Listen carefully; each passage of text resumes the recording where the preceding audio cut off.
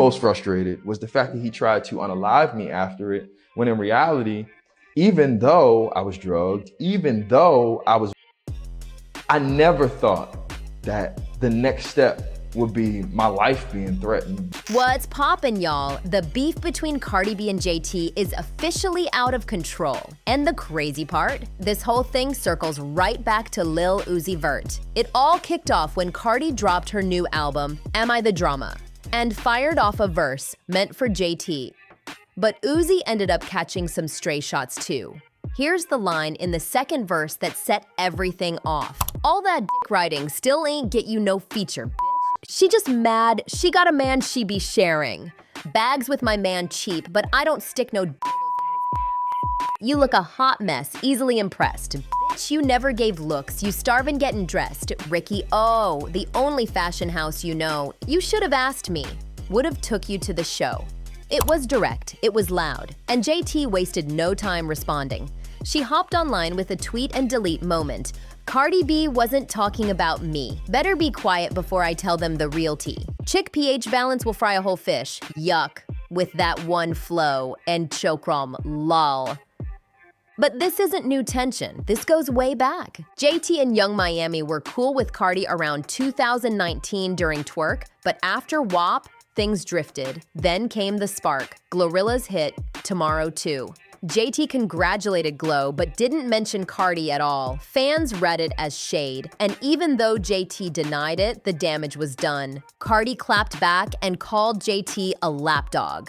JT fired back, calling Cardi a wiener dog. Then screenshots started flying, DMs leaked, fan bases took sides. It was messy. Things escalated again in 2022 when Nicki Minaj dropped the super freaky girl Queen Mix and put JT on it. Since Nicki and Cardi still can't stand each other, people instantly assumed JT chose a side. JT tweeted, "Cardi, you go fetch your real talent. We DMing. Why you come back here to put on a show for these kids?" Then she aired her frustrations about not being credited for remixes. I've been doing remixes and never got credited on a chart, but the songs still get sung word for word. Unlike y'all, well, I can't even say y'all because you don't rap, you tweet. She congratulated Glow on FNF and Tomorrow 2, shaded Cardi again, and Nicki jumped in to support JT. Cardi came back with Go Fetch. JT doubled down. The feud never died, it just went quiet. So when Cardi dropped Am I the Drama and took fresh shots on Magnet, everything reignited instantly. Meanwhile, Cardi's personal life is in the spotlight too. She's not just dating Stefon Diggs, she's pregnant by him, and Diggs is caught up in accusations that go way beyond cheating. And that's where this whole situation took a wild left turn, because Cardi's name got pulled into a completely different mess, involving Chris Blake Griffith. Chris was close to Gervonta Tank Davis's team and worked with Ovo, helping Drake's circle whenever they came to Tank's fights. He was that behind-the-scenes guy, until everything blew up earlier this year. Chris says he got cut off from Tank's camp and then from Drake, and according to him, everything started after he mentioned something involving Stefon Diggs. Enter Tasha K. She brought Chris on her show, and he told a long, emotional story about how Diggs allegedly mistreated him. So wild that even Diggs' haters weren't sure they believed it. Attempted to have me unalived because of him making a pass at me. It wasn't the pass that frustrated me the most. What made me most frustrated was the fact that he tried to unalive me after it, when in reality, even though I was drugged, even though I never thought that the next step would be my life being threatened because you got turned down. But it's that power complex of wanting what you want when you want it, feeling like you own the things that you pay. Him, I guess, allegedly making a pass at you. Right. Like, how did that go? We used to do dumb things like when we went to the strip club, we would take the jelly beans, swap the bag out. We put them in the Skittles. He's offering me candy. I'm really thinking it's on something like, man, you trying to play with me? Nah, I don't want to do that. Because we've done it before. But now it's like 2, 3 o'clock in the morning. Man, give me a piece. So he gives me a piece of the candy. And what happened to me after that was not what would have occurred if I ate Hershey's, I'll tell you that. What do you think it was? I mean, from the side effects of what I felt, I would say maybe in the realm of like ecstasy infused. So you were aroused? I was definitely stimulated in ways that I had never been stimulated before. My skin was sensitive to the touch. My eyes are blue. My pupils were so big, my eyes looked black. And I really couldn't explain why I felt that way. My drive was through the roof. I'm trying to really pinpoint, what did I do? Shortly thereafter, we ended up in the car, two-seater Porsche, just us. And I say that to say it's not a lot of space. He talking to me about all the girls that he got in the house. Now, mind you, I was just at the house earlier, so it is a boatload of girls at the house. It's Spanish. But he only left with you. He left with me, but at the house, it might be 20 girls. And you said they were all Spanish? Spanish girls that barely even spoke English. I don't know if he's shipping them in, shipping them out. I don't know. I can't speak. I don't know. So he pulls his thing out and just starts doing his thing. And as he's doing his thing, I'm like, yo, bro, settle down. Like, you down. Get yourself together till you get in the house. And as he's touching on himself and feeling on himself and like talking through what he's about to do when he walk in the house and how pretty much basically saying how insulated he is in like street lingo. Pulls his man out, starts to play with himself. And I'm telling him, yo, bro, keep your composure. I'm trying to laugh it off because I'm like, what the f is wrong with you? Why you put that up? Like, what are you doing? And he reach over to me like, man, come on. And he got his thing in his hand. I'm like, what are you doing, bro? And he trying to like laugh and I put that up. And he put it up. We get out the car. As we're walking, it's very uncomfortable to talk about. As we're walking toward the door, he put his arm around me and he said, man, come to my room. And he put his, put his tongue in my ear, like doing some weird. Walk into the house, spiral staircase leads directly to his bedroom. He goes up the staircase, I make a right. It's a very long hallway. I speed walk down this hallway, damn near run down this hallway, but not like I'm running for my life. I'm trying to keep things low. I go to the bathroom, I'm trying to process my way out. How the f do I get out of here? Clearly this is an overstepping boundary. I've never seen him in this light before, but I'm looking at myself in the mirror and I'm like, man, you just gonna have to go out here and fight your way out if you have to. JT saw the clip and jumped on Twitter. This is effing nuts and sad. Men like this should be protected. I feel like this isn't being taken seriously enough. Basically, JT said, forget the drama, pay attention to this.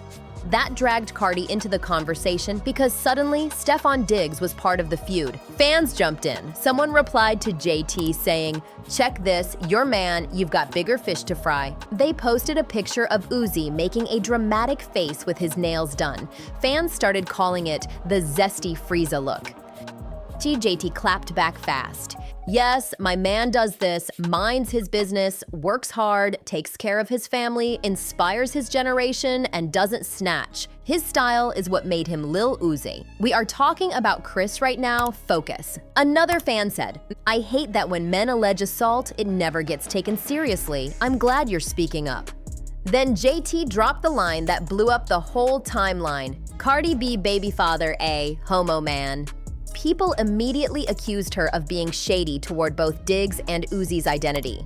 JT insisted she was talking about Chris's allegations and that she believed him because he said it out of his mouth. Then Chris leaked DMs he claims came from Diggs. The tone was wild, and Chris was laughing at Diggs instead of arguing. And then the chaos leveled up again. Cardi entered the chat.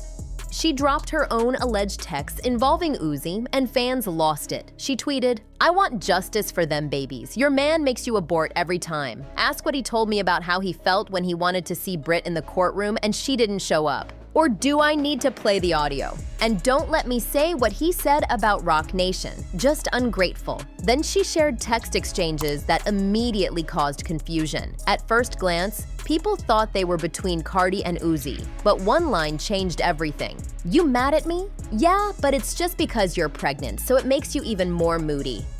That "you're pregnant" line had people wondering if these were old texts between Uzi and Britney, the girl tied to the infamous St. John confrontation.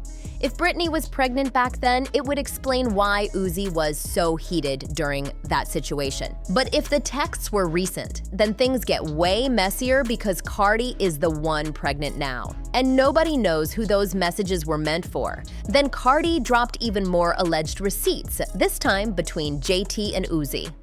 The messages showed emotional tension. "You really turned on me for her. You showed her." "No, I didn't. You did that to make her feel good. I understand. I go so hard for you. I would never turn on you for a man ever." "Uzi, why you pretend to care about me?" Fans had never seen anything like that between them. Twitter went insane. Then JT suddenly popped up on Snapchat. Not Twitter, not Instagram, Snapchat. Hey y'all, I'm busy, but I gotta say one thing. This rat, right? This supposed to be a mother brim, and she threatening to snitch on some body because she don't have anything to say about it. That the loser. Wait, no, I got two things to say. So then she said, "I'm gonna tell everybody nation what you said, what he said." No, not just that. The trying to spread fake tea about a when she stood her illiterate in front of millions of people and said she stands for pro-choice.